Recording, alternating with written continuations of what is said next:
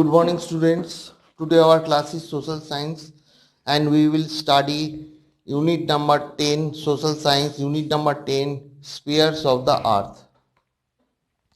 I am not reading textbook. I am just make it summary of this story or study that you can understand easily. Let's start. The earth is a member of the solar family. In the solar system, the requirements like necessary temperature, air and water for living organisms are available only on the earth. There are four main spheres on the earth: lithosphere, hydrosphere, atmosphere and biosphere. The land area on the surface of the earth is called lithosphere. It occupied about 29% of the surface of the earth. It includes landforms like mountain, plateaus, plains, valleys, etc. As we go deeper in the interior of the earth, the temperature increases. Due to the intense heat in the interior of the earth, rocks are melted. This molten liquid of rocks is called magma. There are some gases also in the interior of the earth. These gases extract force to come out, causing pressure on the overlying rocks, but there is equal pressure on them from the overlying rocks. Thus, equilibrium is maintained between these two opposite forces, so the crust of the earth does not break. Volcanic eruption take place where the equilibrium is not maintained.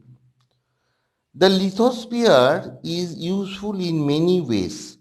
It is the home of mankind.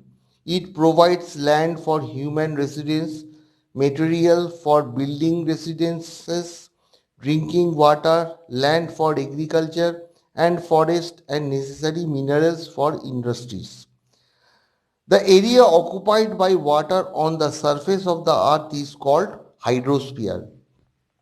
It includes oceans, seas, bays, gulfs, lakes, ponds, rivers, etc. It occupies about 71% of the surface of the earth. There are four deep oceans on the earth. They are connected to each other. These four deep oceans are the Pacific, the Atlantic, the Indian, and the Arctic oceans. There are few valleys in the oceans which are 10 to 11 kilometers deep on the bottoms of these oceans. About 97% of water on the earth is in the oceans and it is saline. 3/4 of the rest of the water is in the form of snow in polar region and on high mountains. So only about 1% of fresh water is available for living organism. Fresh water is a gift of the hydrosphere. Living organism cannot survive without water. Rain is the main source of potable water and moisture means humidity for the rain comes from the ocean. We get fresh fish, salt, chemicals, minerals from the seas.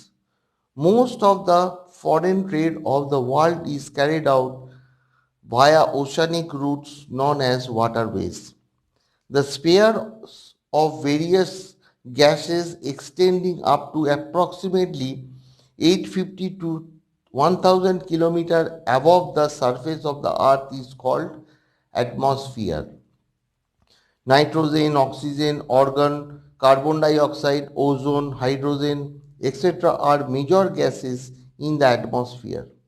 There is about 78% nitrogen, 21% oxygen and 1% other gases in the atmosphere.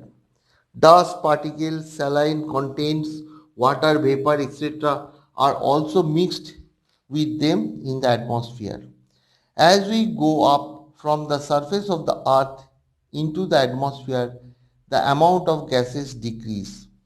The ozone gas, which is scanty means less in proportion in the atmosphere, absorb the ultraviolet sun rays and protects us from their harmful effects. The dust particles in the atmosphere spread sunlight in all directions. We can hear any sound only due to atmosphere. Radio and television transmission are possible due to atmosphere. Due to frictions with the atmosphere, meteors are burned and destroyed. Thus, the atmosphere serves as a natural shield for the earth. The region where living organisms in lithosphere, hydrosphere and atmosphere exist is called biosphere. In the solar system, the biosphere exists only on the earth. The biosphere consists of human beings, other animals, vegetation and smaller insects. Human life is dependent on the biosphere. So here the spheres of the earth, you understand there are four spheres such as lithosphere, hydrosphere, atmosphere and biosphere. Okay, so this part is completed. Thank you. See you in next class. Okay.